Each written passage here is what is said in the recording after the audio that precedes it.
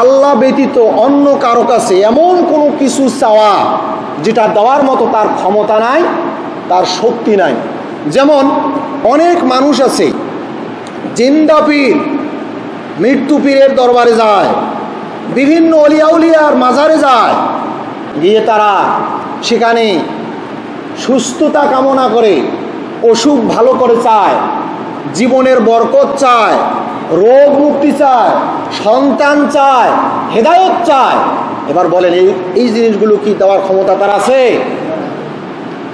সুতরাং যারা এই জাতীয় কাজ করে, কোনো মাজারে গিয়ে এই সন্তান চায়, রিজিক চায়, হেদায়েত চায়, ব্যবসায় বরকত চায়, এই সমস্ত লোকগুলোর ঈমান সঙ্গে সঙ্গে নষ্ট হয়ে যায়। আপনি যার কাছে গেলেন, যেই মৃত্যুপীরের কাছে গেলেন, সেই মৃত্যুপীর আপনাকে কি দেবে? তার তো দেওয়ার মতো কিছু নাই। এমনকি আপনি যে বলতেছেন, আপনার রোনাজারি, চিৎকার, প্রার্থনা, আহাজারি, সে তো শুনতেও পারে না, আর শুনতে পারলেও তার দেওয়ার মতো কোনো ক্ষমতা নাই। আল্লাহ রাব্বুল আলামিন বলেন, যালিকুমুল্লাহু রাব্বুকুম লাহুল মুলক। তিনি সেই আল্লাহ, যিনি তোমাদের প্রতিপালক।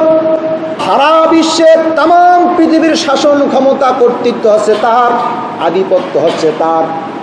সুতরাং তিনি ছাড়া অন্য কারো কাছে কোনো কিছু চাওয়া যাবে না। ওয়াল্লাযীনা তাদউনা মিন দুনিহি মা ইয়ামলিকুনা মিন কিতমির। আর সেই আল্লাহকে বাদ দিয়ে তোমরা যাকে ডাকতেছো, তারা তো তোমাদের ডাক শুনতে পারে না। শুধু তাই নয়, আল্লাহ পাক বলেন, ইন তাদউহু লা ইয়াসমাউ দুআআকুম ওয়া লাউ সামিউ মাস্তাজাবু লাকুম। যদিও তোমার ডাকে তারা শুনতে পায়, কিন্তু তাদের দেওয়ার মতো কোনো ক্ষমতা নাই। কি দেবে তারা? আল্লাহ পাক বলেন, ওয়া ইয়াউমাল কিয়ামাতি ইয়াকফুরুনা বিশিরকিকুম ওয়া লা ইউনাব্বিউকুম মিসলু খাবীর। সেই কিয়ামতের দিন আল্লাহকে বাদ দিয়ে তোমরা যাকে দেখেছো, যার কাছে চেয়েছো, এই লোকগুলি কিয়ামতের দিন হাসরের ময়দানে তোমার বিরুদ্ধে তারা অভিযোগ করবে, এগুলো অস্বীকার করবে। আজকে যাকে ডাকতেছেন, যার কাছে চাচ্ছে, আল্লাহ পাক বলতেছেন এরাই সেদিন এই কথাগুলো অস্বীকার করবে। সেদিন অবস্থাটা কি হবে? এই কথাগুলো আমরা শুনি ঠিকই, কোরআনের আয়াত সূরা ফাতির 13 এবং 14 নম্বর আয়াত। দেখেন, এই কথাগুলো যদি কেউ অবিশ্বাস করে, তাহলে সে তো কাফেরের অন্তর্ভুক্ত হয়ে যাবে।